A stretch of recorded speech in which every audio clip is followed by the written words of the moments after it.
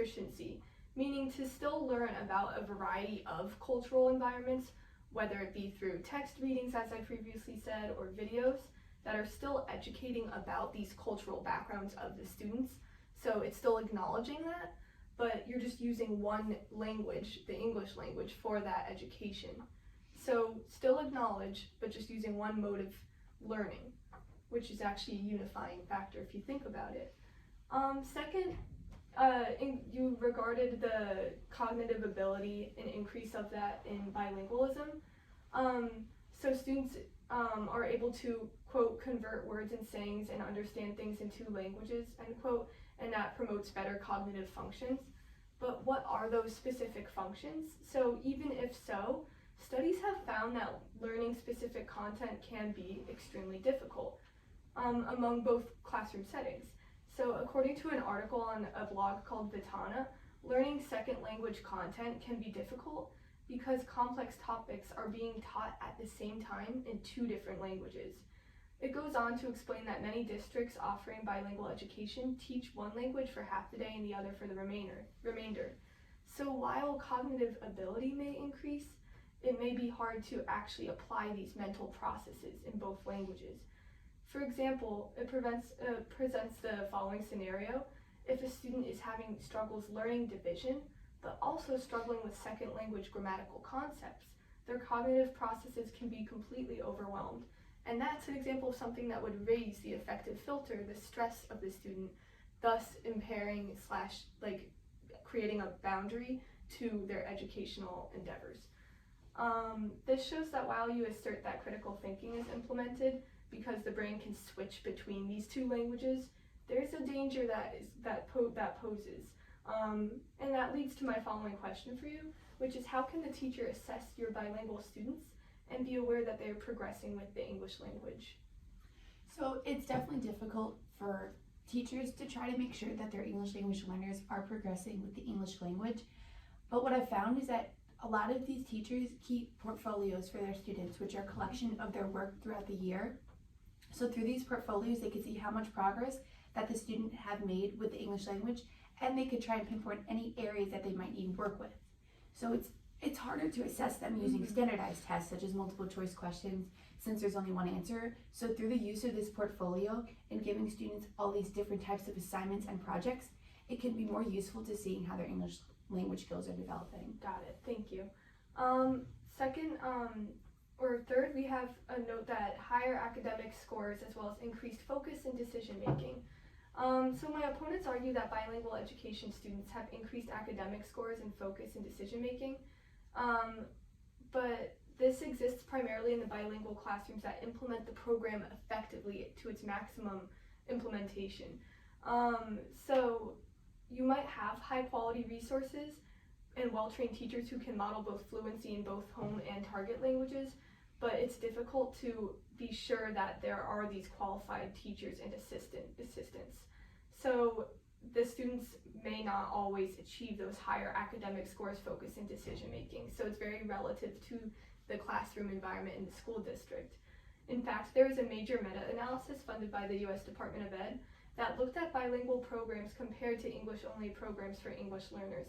It found that students in bilingual education scored below grade level and sometimes very low, and performed either lower than equivalent to their comparison peer students in mainstream English classrooms. And this just shows how the argument that's comparing programs with academic performance, it's challenging on both ends, both arguments, because it makes the long-term assessment outcomes unreliable. Like, think about it, bilingual students in low-income schools, they come and go, quote, so quickly that few are even in that same program over a long period of time, making those test results kind of unreliable. Once again, I join researchers with their assertion and concern that without, quote, adequately prepared bilingual teachers, good curriculum, and programs that combat the effects of poverty and marginalization that the majority of these students face, there's little hope for significantly closing achievement gaps. So in both programs, it's difficult to assert that students perform better cognitively, but specifically bilingual, because as we see, students often move around from one school to another, and teachers lack the adequate resources because of the expensive programs. so that makes these test results less reliable. So the total immersion method focused solely on speaking one language, in this case English, in the classroom to reach proficiency in targeted language. First, we asserted that because English is the only language spoken upon entrance, chatter among students is reduced, thus establishing effective classroom management. One person is likely talking at a time because learning students will have no choice but to listen carefully to elicit a response. This allows for more openness and connections among the class. As while the stories and communication may be diverse in content, the language being spoken is actually a unifying force among students. We clearly outlined the cognitive benefits that English-only education offers. Monolingual teaching has only one language in which a child slowly becomes dominant, and the context in which he or she receives input is solitary. Thus, the implication is that the student can learn more content in one language, not scattering information among multiple languages. While our opponents fear that English-only education minimizes the cultural aspects of a student's background, this is not a reality.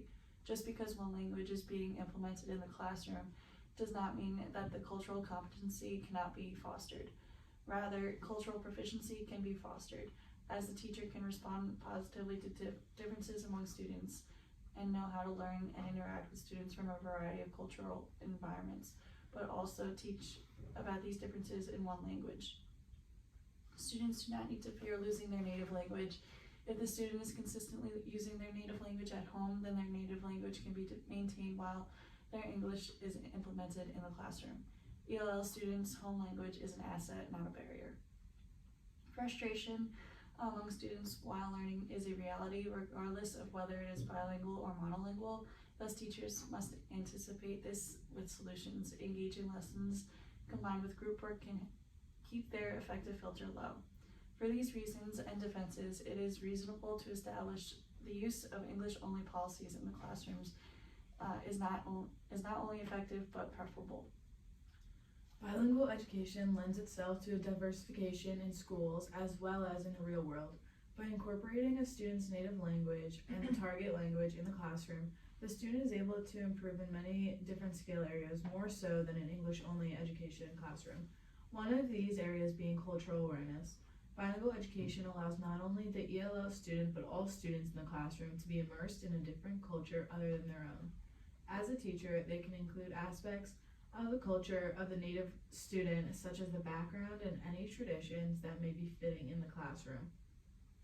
By doing this, all students will have a better understanding of a different culture that will help them in the future by being able to relate to and appreciate other cultures.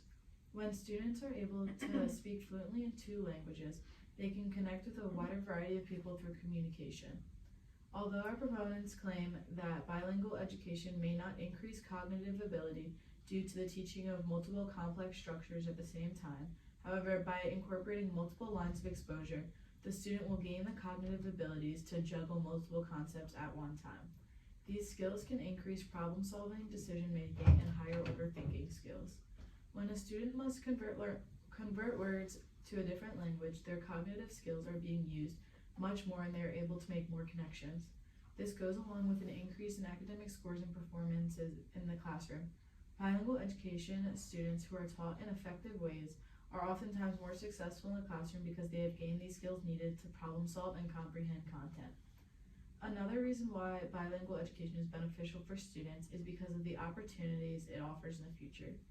Being able to fluently speak multiple languages makes a person much more marketable in the business world.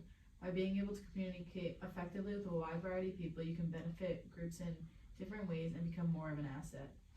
Our proponents have also mentioned that English-only education adheres to better classroom management than bilingual education.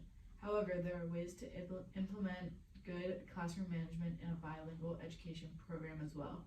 This could look like teaching content through a variety of ways, such as verbally and visually. By doing this, the teacher can keep students on track and understand what they are learning.